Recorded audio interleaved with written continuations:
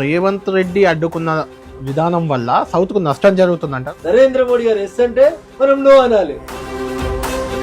అంటే ఆ బిల్లును ఈ బిల్లు లింక్ చేసింది అందుకేనా అన్న? ఇంకా 3 సంవత్సరాలు 3 నెలలు ఉందన్న మాకు. మీరేమో అధికారంలోకి వస్తామని చెప్తారు. మొన్న జరిగిన సర్పంచ్ ఎన్నికలు, ఆ తర్వాత జరిగిన మున్సిపాలిటీ ఎన్నికలు చూస్తే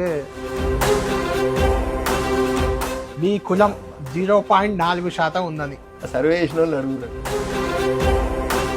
మీ పార్టీలో కొంతమందిలో, బీఆర్ఎస్ లో కూడా కొంతమందిలో ఈ రెండు కలిసిపోతాయి త్వరలో అని. అట్లా మాట్లాడొద్దు కళ్యాణ్.